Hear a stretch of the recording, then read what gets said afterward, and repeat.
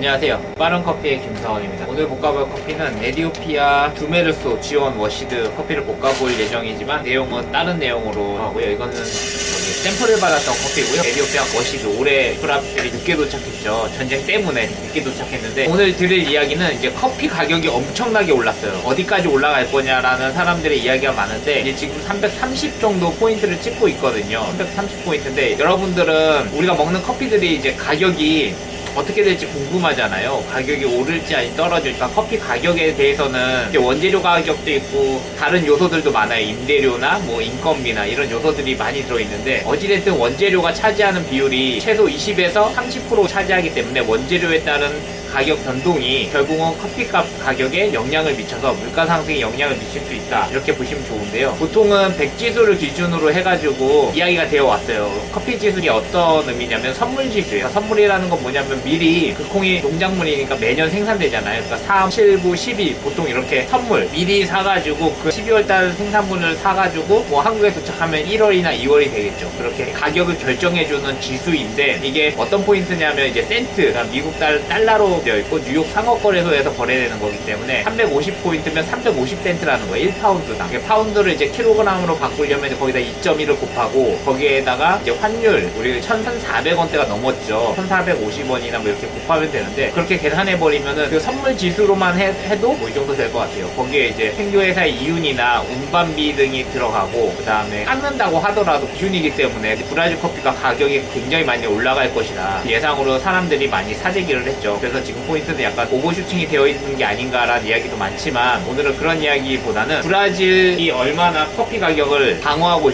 있었는지에 대한 이야기와 그 다음에 최근 새롭게 떠오르고 있는 커피 시장, 중국 시장에 대한 이야기를 해보려고 합니다. 이 커피 가격이 지수가 상승하는 거는 그냥 경제적인 지표로만 보면은 수요와 공급의 이상 곡선이에요. 원래 매년 여태까지 과정을 보자면은 수요가 증가하면 생산량이 거기에 맞춰서 매년 증가하고 있었어요. 그래서 때로는 가끔 혼작이 나가지고 커피 가격이 떨어지기도 하고 엎치락 뒤치락 하고 있었고 100에서 150포인트, 많으면 200포인트 왔다 갔다 하고 있었어요. 그러니까 100포인트가 넘고 150포인트가 되면 생산국에서 좀 더 유리하고 그 다음에 150포인트 이하가 되면은 그 생산국에서 좀 더 불리한 구조로 가져가고 있었거든요. 전 세계 생산량이. 근데 중국의 등장으로 이게 인구는 커피를 소비하는 인구는 기하급수적으로 늦는데 커피를 농장할 수 있는 이 땅은 한정적이잖아요. 브라질이라는 나라도 한정적이기 때문에 아라비카로만 한정하자면 한정적이기 때문에 기하급수적으로 느는 양을 한정적으로 그 땅 때문에 이거를 따라잡지 못해서 커피 가격이 급등하는 요인이 되었습니다. 거기에 또 기후변화의 조건들도 들어가 갑자기 브라질에서 서리가 낀다거나 이렇게 서리가 한번 끼면 커피가 냉해를 입어가지고 농작물이 열매를 잘 맺지 못해요. 그리고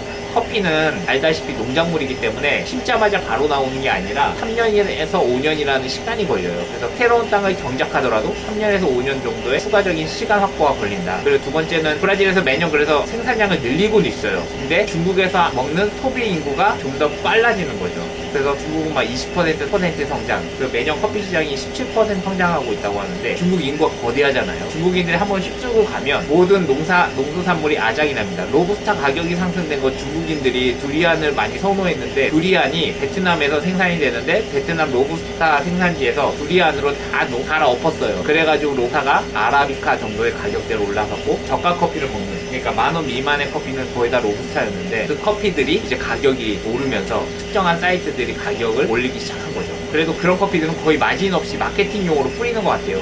제 예상보다는 많이 오르지 않았지만 그 중국인들의 커피 증가와 관련돼가지고 여러 가지 이야기들이 나올 수 있어요. 왜냐하면 중국은 전통적으로 차를 먹었어요. 사실 운남성에서 나오는 차를 먹었는데 커피를 소비한다는 건 뭐냐면 서구권의 문화를 받아들이고 있다는 소리예요. 스타벅스나 이렇게 서구권의 문화를 받아들이고 있는데 중국은 공산주의 나라인답게 스타벅스의 문화를 그대로 수입하는 게 아니라 그들의 문화적 행태를 중국화시켜가지고 받아들이고 있고 루이싱 커피나 이런 식으로 해가지고 자체만의 문화로 커피 문화를 발전시키고 있습니다. 원래 계획대로라면 ICO나 이런 협회들이 중국에서 생산되는 건 너희들끼리 생산해라 해가지고 운남석이나 이런 데서 커피를 생산하게 했는데 중국 소비자들이 과소비나 이렇게 고요지는 것을 중요시하기 때문에 해외에서 수입되는 커피에 대한 수가 급증하게 돼요. 그래가 중국 자체적인 커피보다는 해외에서 나오는 여러 가지 커피, 티나 스페셜티나 이런 것들을 싹쓸이 해가는 경우도 있고 게이샤나 여러 특정 농장들은 아예 농장을 매입해 가져가는 경향도 보이고 있습니다. 이 중국인들이 한 번씩 휩쓸고 가면 시장이 교란 상태가 일어나요. 왜 그러냐면 워낙 인구도 많고 소비의 여력도 굉장히 크기 때문에 과소비의 역량도 있고 소비 때문에 시장이 급변하게 되는 변화적 요인을 띠고 있습니다. 일단은 커피 지수와 관련돼 가지고 제가 잠깐 이야기를 드렸는데요. 이 지수 상승 요인에는 물론 여러 가지가 있겠지만 저는 공급보다는 수요의 영향이 굉장히 크다고 생각합니다. 중국 커피 소비가 늘어나가 동시에 이렇게 지수가 급상승했는데 이 지수가 과연 떨어질 것이냐 말 것이냐 이 고민이 되잖아요. 여러분들도 고민이 되잖아요. 중국 때문에 커피 가격이 올랐기 때문에 우리나라는 강제적으로 커피 소비를 줄일 수밖에 없는 국가가 되었어요. 왜 그러냐면 중국인들이 비싸도 다 사가니까. 그래서 이 지수는 제가 예상했을 때는 그러니까 계속 소비가 줄지 않는 이상은 높은 지조로 운영될 가능성이 높고요. 그 다음에 중국인들이 그냥 일반적인 커피뿐만 아니라 스페셜티도 굉장히 고가로 많이 사가고 있어요. 이 스페셜티 가격도 굉장히 고가격대에 유지되지 않을까 이렇게 예상하고 있습니다. 생도 가격이라는 게 꼭 커피 지수 C로만 움직이는 건 아니에요. 왜냐하면 어떤 뉴욕 상업거래소의 기준 가격이고 이것보다 더 싸게 거래되는 것들도 꽤나 많습니다. 브라질만 이 커피 지수 C를 활용해가지고 무역 단계에서 선물로 미리미리 결제하는 것들이 있어서 그 지수의 필요성 때문에 이제 지수가 있는 거고요. 각 나라들, 그러니까 커피를 수출하는 예를 들어서 작은 나라 중에 미얀마 뭐 이런 나라들 있잖아요. 동남아시아 작은 나라들은 그런 지수와 상관없이 그 지수보다 좀 더 싸게 팔 때도 많습니다. 파푸아뉴기니. 그러니까 여러분들이 봤을 때 어떻게 브라질보다 쌀 수 있지 하는 거는 그런 다른 루트들도 있다는 소리예요. 그러니까 우리가 커피를 살 때 한 가지 가격으로만 지수로 결정되는 건 아니지만 이 지수가 영향을 미치는 것들이 꽤나 커요. 그러니까 아라비카 쪽으로는 뭐 콜롬비아 마일드 커피나 여러 가지 인남빈 커피의 기준이 되기 때문에 이 지수를 따라서 왔다 갔다 하기 때문에 이 지수의 변화, 우리가 마시는 커피가 영향을 미칠 수 있다 이렇게 생각하면 좋을 것 같습니다. 그러면서 이제 에티오피아 커피가 이제 볶아지고 있는데요.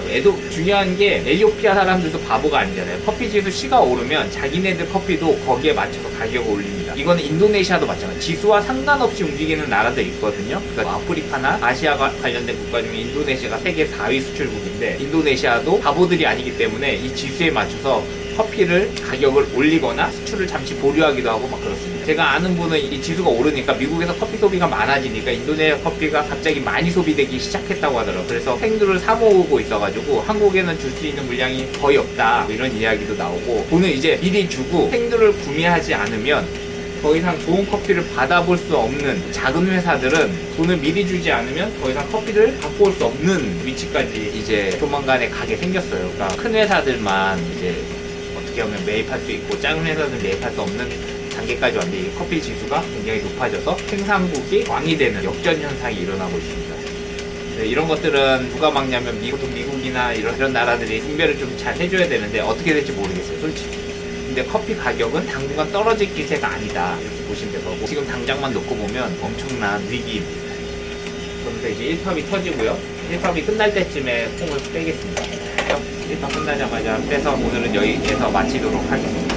C에서 C가 결론만 딱 놓고 보자면은 원재료 가격이 오르면서 결국 변동되는 요인들은 있다고 생각합니다. 어떻게 됐든 잘 극복했으면 좋겠습니다. 그럼 여기까지 시청해주셔서 감사하고요. 다음에는 다른 영상으로 또 찾아뵙고 인사드리도록 하겠습니다.